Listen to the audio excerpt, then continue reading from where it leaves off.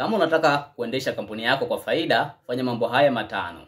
Jambo la kwanza ni uhasibu na kodi. Kwa nini uhasibu na kodi? Kwenye uhasibu, chagua mhasibu ambaye anajua nini anakifanya na anatakiwa kufanya kwa wakati gani. Sawa? Hii itakusaidia wewe uweze kuepuka faini ambazo zinaweza kujitokeza, kwa sababu kama utaweka mhasibu kwenye kampuni yako ambaye hajui kazi zake, kwa kuogopa labda gharama, umeona tu mhasibu huyu namlipa bei ndogo, ngoja nimweke huyu, anaweza kukuingiza kwenye faini ambazo baadaye zikakugharimu. Kwa hiyo chagua mhasibu ambaye anajua nini anakifanya, lakini pia ni vizuri ukachagua mhasibu ambaye ana uzoefu wa tax auditing, kwa maana anaweza kukagua kodi na akajua hichi kinatakiwa kifanyike hivi, hichi hakitakiwa kufanyika hivi. Lakini pia kwenye upande wa kodi, hakikisha kwamba wewe mmiliki wa kampuni unazifahamu kodi zote ambazo unastahili kulipa kama kampuni. Hii itakusaidia wewe kuweza kujua ni kodi ipi inatakiwa kulipwa kwa wakati gani na ipi ilipwe kwa wakati gani. Lakini pia itakusaidia wewe kuweza kujua kwamba kodi ipi nikichelewa napigwa faini kiasi gani. Sawa? Kwa hiyo hii itakusaidia wewe kuweza kuepuka faini mbalimbali ambazo zinaweza zikajitokeza kwenye swala zima la uendeshaji wa kampuni. Hilo ni jambo la kwanza. Jambo la pili, hakikisha manunuzi yote ya kampuni yanasoma TIN namba yako. Kwa maana kwamba unaponunua, hata kama unauza bidhaa, yaani manunuzi yote ya bidhaa ambazo unanunua, hakikisha unaomba risiti. Na ile risiti hakikisha kwamba wameweka TIN namba yako. Na ile TIN namba iwe ni TIN namba ambayo ni kweli ni TIN namba yako. Asije kaweka TIN namba labda akakosea, akatoa risiti, ile risiti haitakusaidia wewe. Sawa?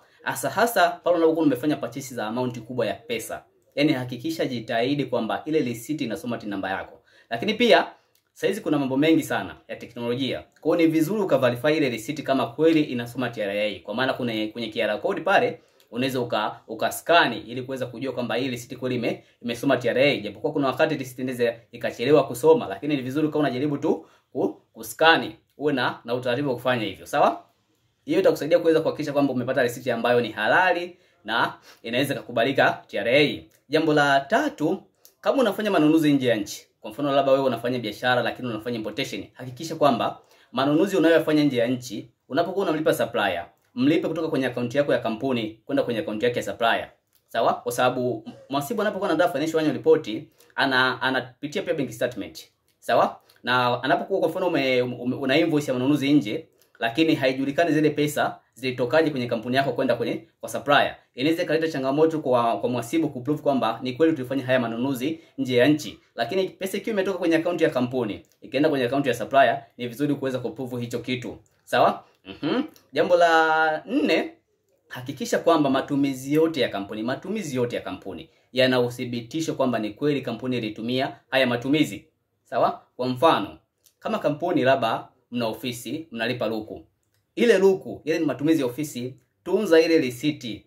Sawa? Au tunza ile message ambayo umeipata baada ya kuwa umenunua luku. Sawa? Kwa sababu kwa mfano umepanga. Wakati umepanga pale una mkataba wa pango. Ule mkataba wa pango unaonyesha jina la mmiliki wa kile chumba. Sawa? Ambacho hata mita namba ya luku pia itakuwa inasoma ile jina la mmiliki wa chumba au wa nyumba. Lakini pia unaponunua umeme, kwa hiyo itakuwa inaonekana kwamba umenunua umeme kwenye mita namba hii, ambao pia mkataba wa pango unaonyesha mmiliki ndo huyo. Kwa hayo matumizi ya luku pia yatatumika kama matumizi ya kampuni na mwisho wa siku yatakuja kutolewa kwenye mauzo yako. Lakini pia labda una gari, unafanya service ya gari, hakikisha kwamba unafanya service kwenye garage ambayo wanaweza kukupa risiti, kwa maana kwamba ukaweza kuprove kwamba kweli ulifanya service ya gari. Lakini pia kitu kingine, labda umenunua mafuta kwa ajili ya ofisi, waambie pale petrol station kwamba naomba muweke TIN namba yangu kwenye hiyo risiti. Wataweka TIN namba yako na hayo matumizi yote yataweza kutambulika na TRA.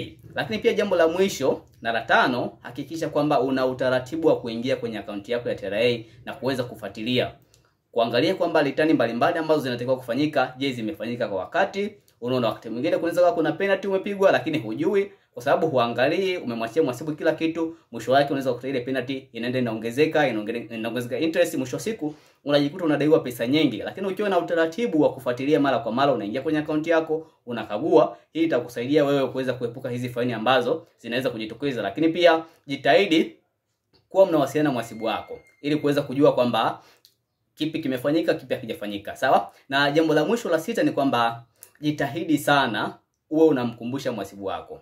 Ikitokea amesahau kufanya kitu fulani, basi ni vizuri kama unamkumbusha ili kuweza kuhakikisha kwamba mnafanya kazi yenu vizuri bila kupigwa faini na bila kukutana na changamoto yoyote. Kwa hiyo make sure kwamba mnatengeneza timu wewe na mhasibu wako.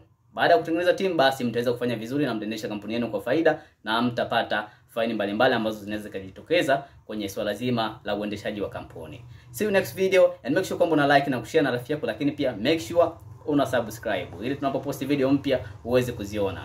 See you my friend, bye bye.